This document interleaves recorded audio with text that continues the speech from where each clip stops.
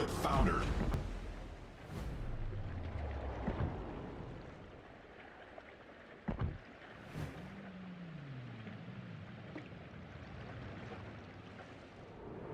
Hey team, it's Ripper here. Hope you guys are doing awesome today. Again, we have another great video of DD only clan battles. And before we begin, we're going to thank those that have subscribed and appreciate the support of the channel. Couldn't do it without you guys, and I appreciate all that you guys have done, commented, liked, disliked, whatever you like to do. And please continue doing that so we can have constructive criticism to do better at sailing ships, shooting ships, and having a blast learning from it as well. So Forrest Sherman using it with the clan battles, as you can see right here.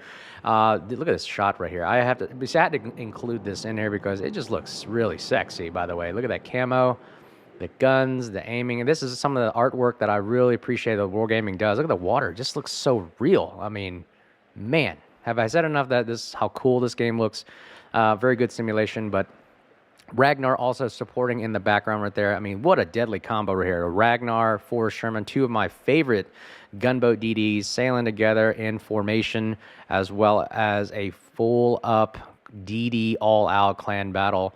And this is pretty much the last game of the night, but we decided, hey, we always finish it up with a all-DD clan battle, and let's see how it goes. So, Forrest Sherman, Ragnar Z52, daring on the Charlie side, where we got our other gearing, I believe. Yeah, Summers, Marceau, Gearing on the others. So we evenly split them, or not evenly, but basically split it up 3-4. And we made sure that each grouping had a smoke screen available to it, with the gunboats also shooting outside. And yep, you can see the chats right there going savage as 7 DDs. They love it. They do love the all-out DD. Now, we did play a clan that actually did all DDs, and it was actually fun, and we actually lost to them. So I'm noticing that the DD gameplay style, although it seemed kind of crazy at the time, but it is really, really fun and has a chance of winning because, like I said, you kind of outspot and you have torpedo. So I digress. Anyway, first victim of the day, Z52.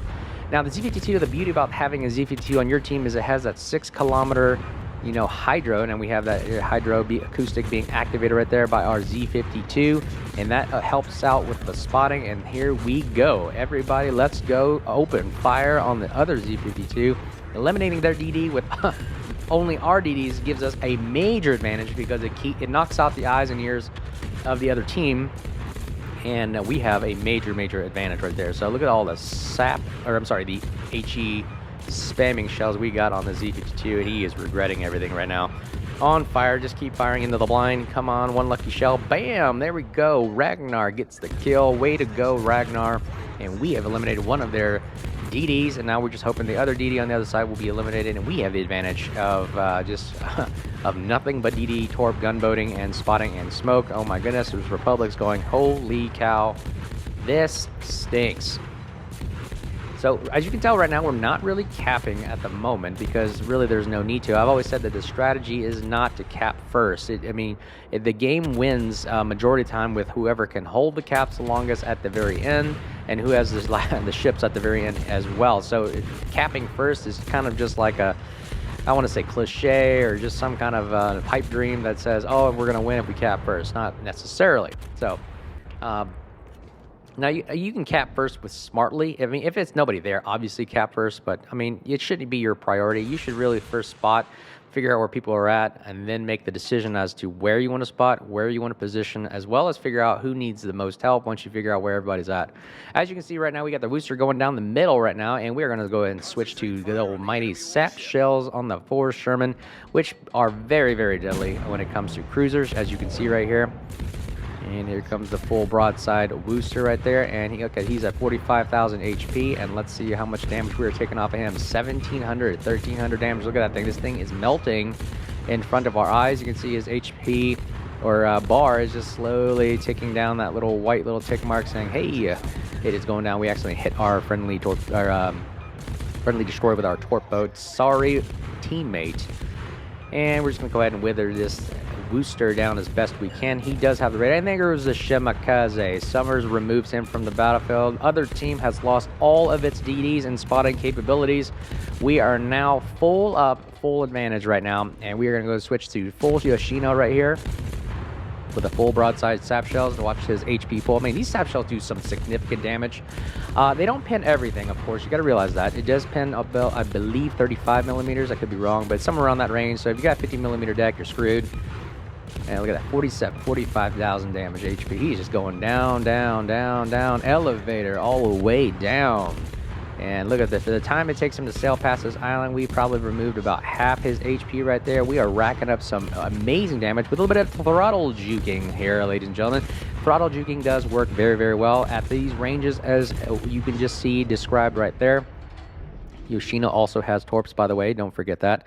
But yeah, throttle juke helps a lot with not only throwing off shots, but also discouraging the enemy from shooting at you again. So that also may help some of you continue firing, as well as not being discouraged by being hit. Again, this does require a little bit of practice. It doesn't just happen every single time. You also have to gauge at where the shells are coming from. I mean, if I always look at, keep my eye zoomed in. I hate the fact that there's a lot of people out there like to zoom in, zoom out, zoom in, zoom out, giving me a seizure sometimes. But you got to be patient and watch where they fire. If the shells are starting to, if you just by playing the game, you'll know if shells are fired forward, obviously slam on the brakes, go reverse, kite.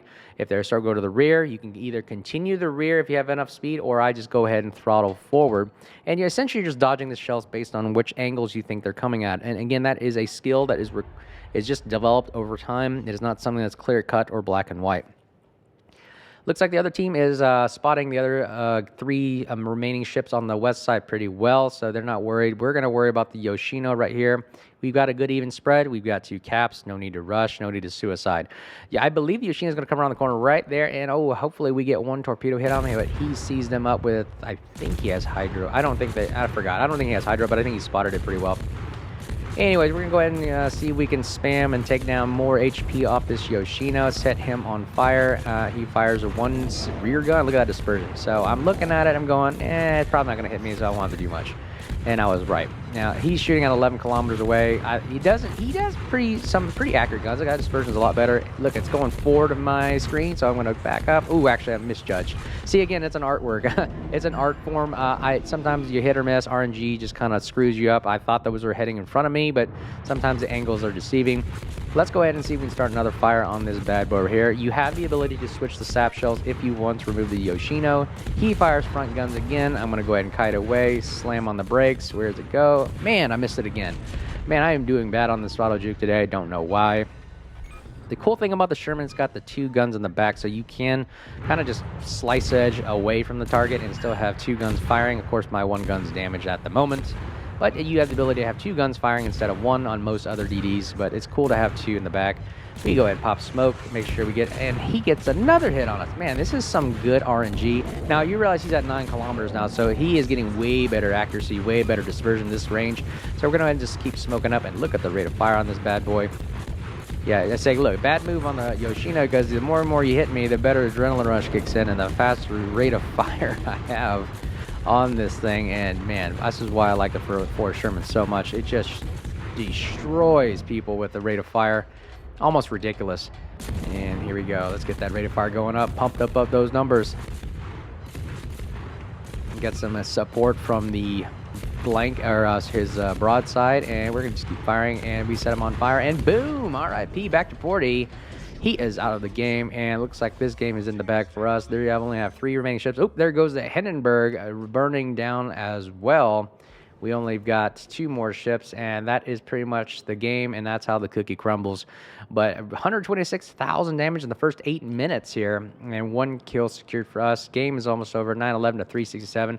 That's pretty much a tactic for the DD. If you can see how we did that, it was pretty much as an even spread, but also pair up with another destroyer that has smoke and also have a teammate. It's always good to have a teammate come with you as well, not only to help out with the gunfire, but also to take the damage as well, because 2 destroyers are a lot more tempting to shoot at, but also very difficult to shoot at. I mean, you can only shoot at 1.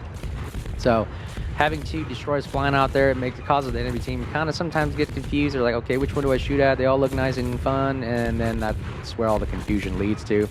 This Republic is not having a fun day at all. Surrounded by 1, 2, 3, 4, 5 destroyers. Not a good day. And this is how the wolf pack.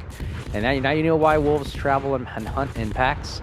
This is exactly why. The big guy is just overwhelmed no matter how much armor guns he has.